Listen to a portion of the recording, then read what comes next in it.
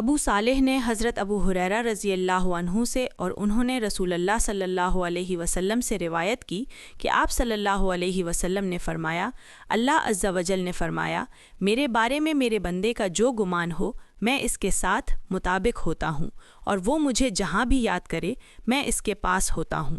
اللہ کی قسم، اللہ تعالیٰ اپنے بندے کی توبہ پر تم میں سے ایسے آدمی کی نسبت بھی زیادہ خوش ہوتا ہے جسے چٹیل بیابان میں اپنی گم شدہ سواری سامان سمیت واپس مل جاتی ہے۔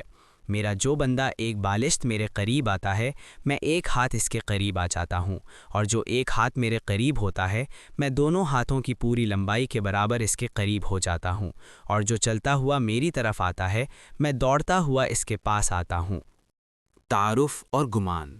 زندگی میں کبھی ایسا موڑ آتا ہے جب انسان خود کو تنہا محسوس کرتا ہے، لیکن اللہ عز و جل فرماتا ہے کہ میں اپنے بندے کے گمان کے ساتھ ہوں۔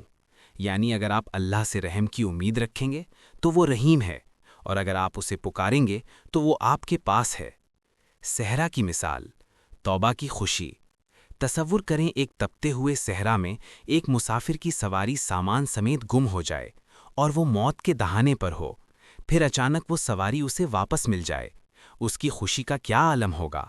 رسول اللہ صلی اللہ علیہ وسلم نے فرمایا کہ جب میرا کوئی بندہ توبہ کرتا ہے تو اللہ اس مسافر سے بھی کہیں زیادہ خوش ہوتا ہے۔ اللہ کو آپ کی واپسی کا انتظار ہے۔ قربت کے درجات۔ ہم سمجھتے ہیں کہ اللہ تک پہنچنا مشکل ہے، لیکن حدیث قدسی کے الفاظ سنیں، جو ایک بالشت میرے قریب آتا ہے میں ایک ہاتھ اس کے قریب ہو جاتا ہوں، جو چلتا ہوا آتا ہے میں دوڑتا ہوا آتا ہوں۔ یہ اللہ کا پیار ہے جو ہمارے ایک چھوٹے سے قدم کے جواب میں اپنی پوری رحمت نچھاور کر دیتا ہے۔ اختتام۔ آج ہی اللہ سے اچھا گمان رکھیں اور اس کی طرف لوٹ آئیں۔ وہ آپ کے قدموں کی چاپ سن رہا ہے اور آپ کو گلے لگانے کے لیے تیار ہے۔